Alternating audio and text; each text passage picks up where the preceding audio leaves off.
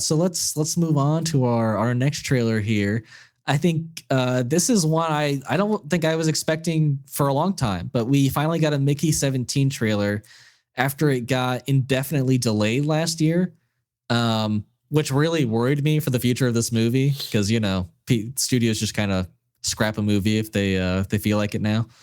But I had been seeing photos like stills from this movie for a while, and I had no idea this was the vibe they were going for because the stills all seem very like serious, like cinematic and like artistic. And then you have this like very comedic trailer. And I was like, oh, okay. Like Frank Sinatra's playing throughout it. And you're like, this is not a vibe I expected, but it's really cool. But yeah, to give some context for Mickey 17, this is written and directed by Bong Joon-ho, Bong Joon-ho. Bong Joon-ho? Okay, sorry. Bong Joon-ho, yeah. Bong Joon-ho. And this is his first film since his Academy Award-winning movie Parasite. Yep. And which is like 6 years, which is a wild time apart. But it stars Robert Pattinson and Naomi Ackie, Stephen Yeun, Toni Collette, and Mark Ruffalo. But yeah, the concept of this movie is that this character, Mickey Barnes, signs up, because he wants to leave Earth. It's not going well for him down there for whatever reason. We don't really know why. But he signs up to be an expendable, which is a disposable employee where after one iteration dies, a new body is regenerated with most of their memories intact. And so it's a great concept. I think it's a great, I think you could have taken this in a very serious route and really had the character like spiral and freak out. Like when the biggest thing happens in this trailer, which is him waking up next to like a clone of his. Mm-hmm. And I think you could have played it incredibly serious, but I do enjoy that it's not like they're playing everything for a joke, but like I do like that there's a little lightheartedness to it, that they are kind of like it's kind of reminds me of a Flash situation where they're like a reluctant allies, and I think my theory is that they're those, because in the trailer they mention, I think that like if there are multiple clones, then like they have to extinguish them all. And so I think they're both going to try and escape this system they're in, and they have to like work together to do it. And so it'll be a lot of like Robert Pattinson acting with himself. And I don't know. I think that's incredibly exciting. And the whole trailer just had a great vibe to it. So this has been something that's been on my radar for a while, and I've been very excited about it because I love Bong Joon-ho. If you haven't seen Parasite, you should go see Parasite. You should also go see his movie.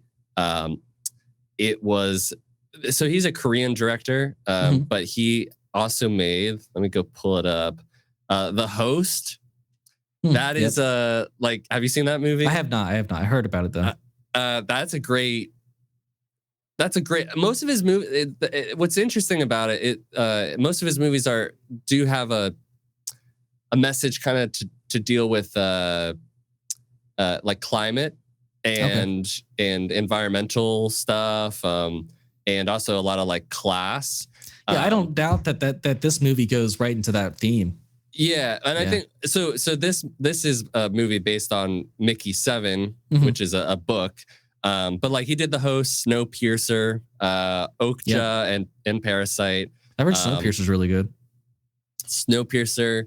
So all these movies are very highly regarded, and I really like what he's done. I also really love Robert Pattinson, and I was surprised that it had such a dark comedy feel. Yeah. But I really like it. Like I expect, like Mark Ruffalo and Toni Collette. I mean, I just love them. Stephen Yeun's awesome. Like I love all these actors that I'm seeing. For sure. And it's giving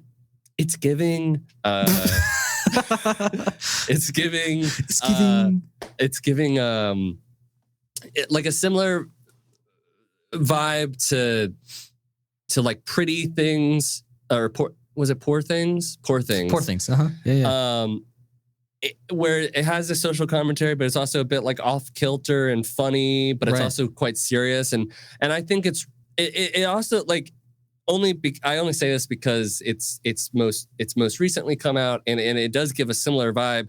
There is that dark black humor that like Fallout gives, but it's still cinematic. So like this looks cinematic, but it's also, it's very cinematic, right?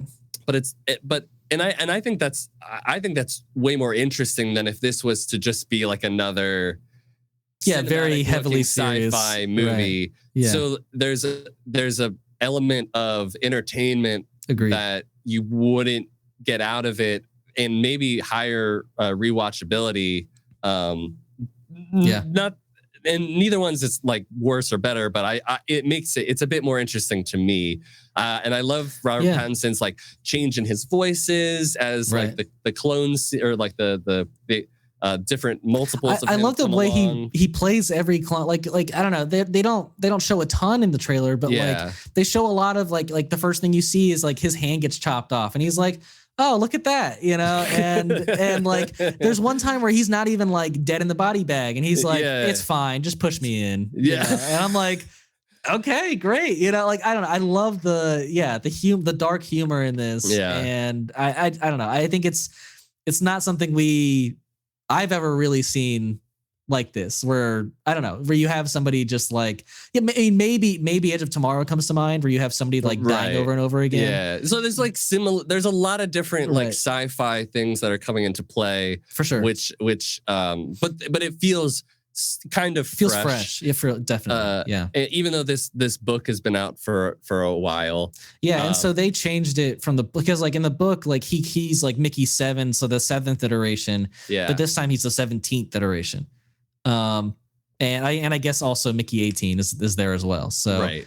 So like I get this is like they're trying to colonize this ice world called Niflheim, right? Which feels very like they based it off of like Hoth or something, like Norse mythology. Oh, okay. You know, Niflheim and like Jotunheim and all that stuff, right? Yeah. Which is I don't know if that's kind of interesting, I guess. But he has to deal with Mickey 18, and what I was reading about the premise of the book. Actually, did this book actually? The book actually came out in 2022, which is kind of crazy. What? I thought it'd been around for a minute because they started filming in like the summer of 2022. I think that's crazy. What's really interesting about that I've been learning about is when books are being written, there's almost simultaneously discussion with movie studios of it being made like into if it's a movie big like author, you know, before it even like comes out, right? And I've noticed that recently. Anyways, respect. Yeah, I mean, so it was going about the same thing, trying to colonize the ice world. When one Mickey dies, another is cloned in his place with most of his memories intact, but at a significant cost to the colony. So it seems like every single time one of these like people are like one of these Mickeys or one of these multiples are made, there's some sort of expendables are some sort of cost to the colony. But in the movie, it's framed as we learn more about like it's a benefit. Beings. Like they don't mind if he dies at all. Yeah. And so it says Mickey's survival difficulties mount as the colony struggles for resources. Native life forms become increasingly threatened, and then the circumstances that result in the accidental creation of two Mickeys. By the way, I don't think I'm going to watch any more trailers regarding this movie. I think I don't want to know anymore. Yeah. But I love Bong Joon-ho. Yeah.